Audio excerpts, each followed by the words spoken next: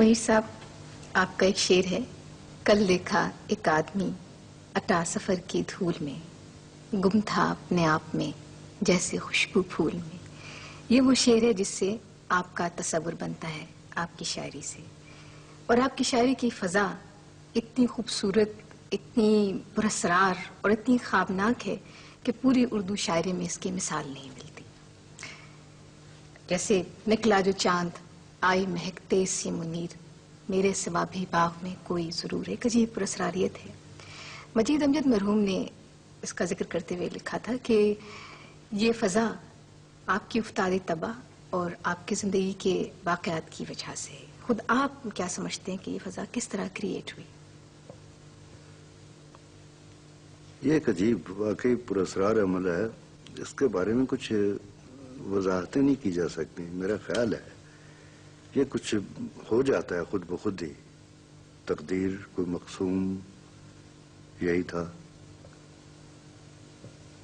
बयान करने को तो बेशुमार बातें हैं कि जिन जिन वारदात से हम गुजरे, क्या क्या तजुर्बात हुए, तो सभी के साथ बीतते हैं मेरा ख्याल है। लेकिन मुख्तलिफ एक टेम्परामेंट्स बन जाते हैं तो उन पर रद्द-ए-अमल और तरह का मुरतब होता है, तो इजहार भी मुख्तलिफ जरा हो जाता है। लेकिन ये कुछ इसकी वजाहत नहीं हो सकती मेरा ख्याल है। बिल्कुल यूँ महसूस होता है जैसे कोई देवमालाई शहर है और बस हम कुछ खास आपके अलग सिंबल्स हैं, अपने ही इमेजेस हैं, और हम एक पुरस्कार दुनिया में दाखिल हो जाते हैं। जो हाँ पुरस्कार भी है लेकिन कुछ जानी पहचानी भी है जी। एक नोन और अननोन, दोनों कुछ मालूम और नामालूम, दोनों कुछ आपस में जुड़े हुए से लगते हैं मेरा ख्याल है। जितना अब आप जैसे तनकीद निगार हजरात या खवातीन जब ये बातें करते हैं तो समझ आती है कि शायद ये भी है एक अच्छा, एक बेहतर नकाद जो बात करता है। कुछ देर हम उस रहते हैं उन ख्यालों में कि यार इसी तरह हुआ होगा। इंतजार हुसैन ने लिखा है, अब आपने ये सवाल पूछा है, दिल्ली में भी मुझसे यही सवाल किया गया, कोई शमीम हनफी साहब हैं वहां पर, कि ये कैसे हुआ, यही सवाल था। मैंने कहा मुझे कुछ पता नहीं, कुछ जिंदगी का स्टाइल ऐसा रहा और जो हम पर बीता वो तो जैसे हर आदमी पर वही कुछ बीतता है। बस कह देने का और फील करने का, महसूस करने का कुछ ऐसा, ये कोई गैब की तरफ से ऐसा हुआ, कुछ तकदीर में था, कुछ चुन लिए गए थे जैसे। आपके यहाँ जिंदगी की बहुत बड़ी खूबसूरत तस्वीरें मिलती हैं, जैसे कि आवाज दे के देख लो, शायद वो मिल ही जाए, वरना ये उम्र भर का सफर रायगा। ये एहसास ज़िया, रायगानी का एहसास साथ ही साथ क्यों मनीर साहब? ये तो हर लिखने वाले के साथ, जो सोचने वाले आदमी के साथ, जो फिक्र करने वाला आदमी है, जो किसी आइडियल तो कभी मटेरियलाइज हुआ ही कम है, जो उसकी तलाश में है, ये रायगानी का एहसास तो तुम्हारी शायरी में भी आता है। मगर जिंदगी के बारे में वैसे आपका एटीट्यूड बहुत पॉजिटिव, इतने रंग हम इकट्ठे देखते हैं जिंदगी के आपकी शायरी में, इतने शायद किसी शायर में। जब तुम बहुत ज्यादा खुश होती हो तो फिर एक अंत पर एक मलाल की कैफियत आती है कभी मेरे ख्याल आती है? तो यही है, दोनों रंगों से मिलकर हम बने हैं। हमारे तसव्वुरात, हमारा माशरे में चलन, दोनों ही रंग साथ साथ चलते हैं। इन रंगों को बयान करने के लिए ये जो दो कैफियतें आपने बयान की, कुछ सिंबल्स आपके यहाँ शायरी में मिलते हैं और बार बार आप उनको दोहराते हैं, जैसे हवा, शाम, जंगल। इसकी कोई खास वजह, आप कुछ आइडेंटिफाई करते हैं अपने आप को इनसे? क्या पता नहीं, ये खुद ब खुद ही आ गया कहीं से। अच्छा। हवा कहीं खुद ब खुद आ गई, शाम खुद ब खुद ही आ गई। हो सकता है मेरे जो तजुर्बात थे लड़कपन के, बचपन के, या जो मेरे ایک کو پیمائیاں یا سہرا نوردیاں یا اس طرح کے خالی جگہوں میں جنگلوں میں پھرنے کا ایک جو مجھے موقع ملا.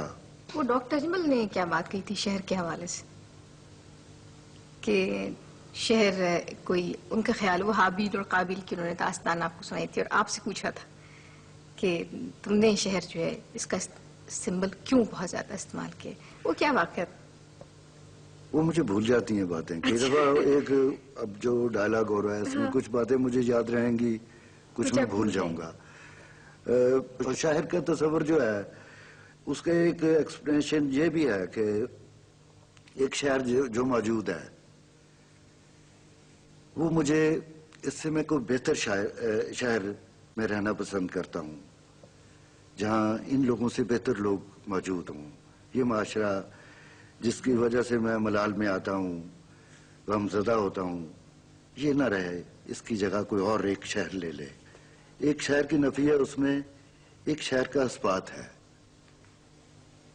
ایک جو شہر تنگی دے رہا ہے جس میں میرے ساتھ اور بھی لوگ شریک ہیں جن کی شاید میں نمائندگی ایک سطح پر کر رہا ہوں, وہ دکھی ہیں ایک شہر میں, اور دکھ ایک حد تک برداشت ہوتا ہے. اس کے بعد جی چاہتا ہے یہ شہر بدل جائے. شہر سنگ دل کو جلا کبھی یہ ایکسپریشن بھی ایک جلال میں آ کر ایسا بھی آیا.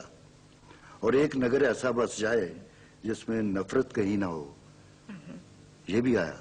آپس میں دھوکہ کرنے کی, ظلم کی طاقت کہیں نہ ہو. اس کے مکی ہوں اور طرح کے, مسکن اور طرح کے ہوں, اس کی ہوائیں اور طرح کی, گلشن اور طرح کے ہوں. ایسا بھی آیا. اچھا, آپ کے ہاں جو ایک اور خاص ایلیمنٹ جو ہمیں بہت اپنی طرف کھینچتا ہے وہ حیرت ہے. اور یہ حیرت, ویسے تو سوالات اٹھائے جاتے رہیں, ابر کیا چیز ہے, ہوا کیا ہے, لیکن آپ کے یہاں بچے کسی حیرت ہے. اس بچے کو آپ نے اب تک کیسے اتنا ہی معصوم اور فریش کیسے رکھا؟ بڑی مکروہ دنیا ہے آپ کہتے ہیں.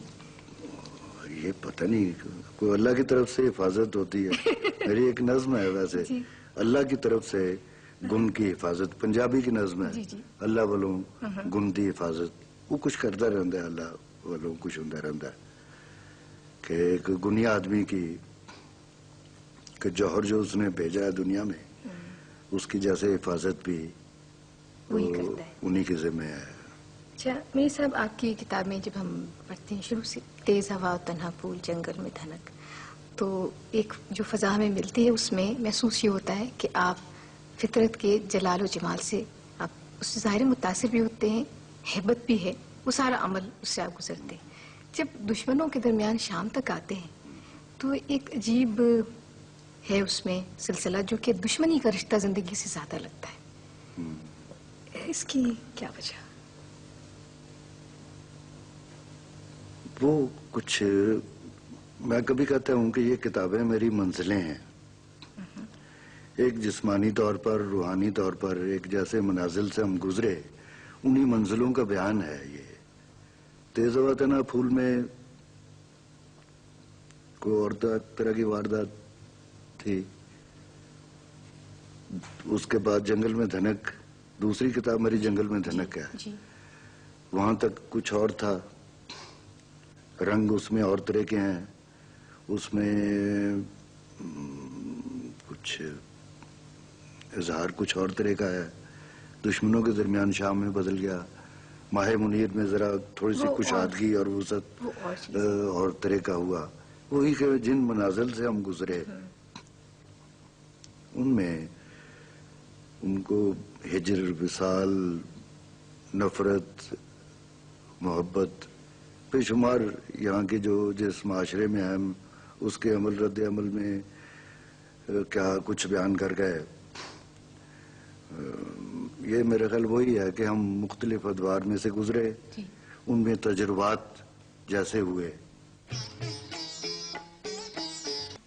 میرے صاحب آپ کے یہاں ایک اور چیز جو میں پوچھنا چاہوں گی وہ یہ کہ جب آپ نے شعر لکھنا شروع کیا وہ اور زمانہ تھا اور موسم تھے, اور اس میں کوئی ہر شاعر یا شاعروں کی اکثریت کسی نہ کسی نظریے یا مسلک سے منسلک ہونا ضروری سمجھتی تھی. آپ کی شاعری جو ہے وہ پیور پوئٹری, جس کو شعر، خالص ادب، خالص شاعری کہتے ہیں. تو آپ نے کبھی نہیں سوچا کہ مجھے بھی کسی کیمپ میں چلے جانا چاہیے؟ یہ اندر کی جیسے پوئٹک کنوکشن کی کمزوری ایسا کرواتی ہے. کمزور آدمی ایک جس کے اندر شعری ارج کمزور ہے، تخلیقی جذبہ اس کو چھوٹی چھوٹی پناہ گاہیں کی طرف جانے کا ایک اشارہ کرتا ہے. تو آپ نظریاتی میں نے شاعری کو کبھی کیا کچھ کہیں گے؟ نظریاتی شاعری ایسا ہی ہے جیسے ایک نون فلاسفیز کو ورسیفائی کرنا بھی تو شاعری نہیں ہے ایک سطح پر کہ ایک اچھا نظریہ ہے،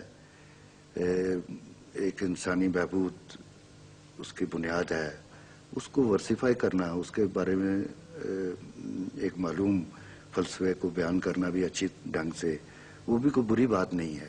لیکن شاعری اور چیز ہے، یہ تو کہیں نامعلوم میں جا کر کوئی نئی چیز معلوم بھی آئے گا تو معلوم ہوگا کہیں نامعلوم سے ہو کر آیا ہے، اس کی شکل بدل جائے گی، اس کا کچھ میک اپ بدل جائے گا، کچھ اور طرح کے میجک ٹچ اس میں آ جائے گا، اس کو تبدیل کر دیں. ہاں بالکل. اچھا، اس وقت اپنے میجک ٹچ کی آپ کیا چیزیں ہمیں دکھائیں گے؟ ایک نظم ہے سپنا آگے جاتا کیسے.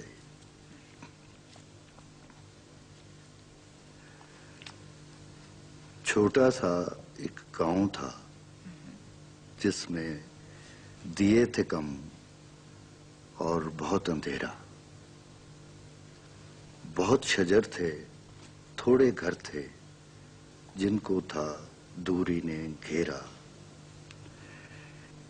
اتنی بڑی تنہائی تھی جس میں جاگتا رہتا تھا دل میرا. بہت قدیم فراق تھا جس میں ایک مقرر حد سے آگے دیکھ نہ سکتا تھا دل میرا. ایک مقرر حد سے آگے. ایک بہت قدیم فراق تھا جس میں ایک مقرر حد سے آگے سوچ نہ سکتا تھا دل میرا. ایسی صورت میں پھر دل کو دھیان آتا کس خواب میں تیرا. راز جو حد سے باہر میں تھا اپنا آپ دکھاتا کیسے. سپنے کی بھی حد تھی آخر، سپنا آگے جاتا کیسے.